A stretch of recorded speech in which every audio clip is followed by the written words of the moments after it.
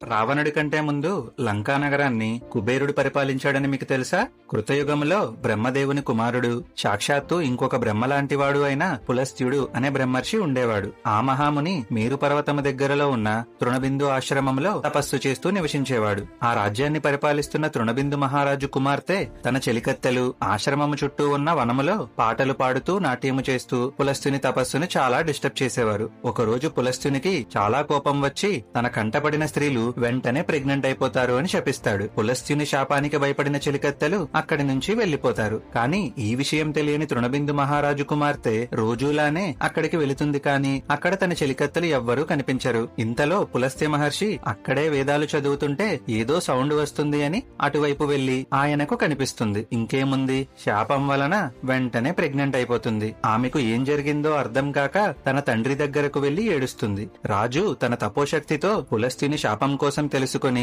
ఇక చేసేది లేక ఆమెను పులస్త్యునికే ఇచ్చి పెళ్లి చేస్తాడు. కొంతకాలానికి వారికి విశ్రవశుడు అనే కొడుకు పుడతాడు. విశ్రవశుడు కూడా తన తండ్రిలానే వేదాలలో చాలా స్ట్రాంగ్ అన్నమాట. అయితే విశ్రవశుడు భరద్వాజ మహర్షి కుమార్తెను పెళ్లి చేసుకుని ఒక కొడుకుని కంటాడు. అతనే కుబేరుడు. కుబేరుడు కూడా ధర్మాన్ని అనుసరిస్తూ కొన్ని వేల సంవత్సరాలు గాలి నీరు మాత్రమే ఆహారంగా తీసుకుంటూ తపస్సు చేసి తన ముత్తాతగారైన బ్రహ్మదేవుడిని సంతోషపెడితే ఆయన ప్రత్యక్షమయ్యి ఏం వరం కావాలో కోరుకోమంటారు. కుబేరుడు లోకపాలత్వాన్ని, ధనాధిపత్యాన్ని కోరుకుంటాడు. బ్రహ్మదేవుడు కుబేరుడిని ఉత్తర దిక్కుకు లోకపాలుడిగా, ధనాధ్యక్షుడిగా నియమించి ఎంతైనా మునిమనవడు కదా, సరదాగా తిరగడానికి పుష్పక విమానం కూడా ఇచ్చి వెళ్లిపోతారు. కుబేరుడు తన తండ్రి దగ్గరకు వెళ్లి బ్రహ్మ తనకు ఇచ్చిన వరముల కోసం చెప్పి, ఇప్పుడు నాకు లోకపాలుడిగా జాబ్ అయితే వచ్చేసింది, నెక్స్ట్ ఇప్పుడు ఈఎంఐలో ఇల్లు కట్టుకోవాలి, ఒక మంచి ప్లేస్ చూపించమంటాడు. అప్పుడు విశ్రవశుడు దక్షిణ సముద్ర తీరములో త్రికూటము అనే పర్వతము మీద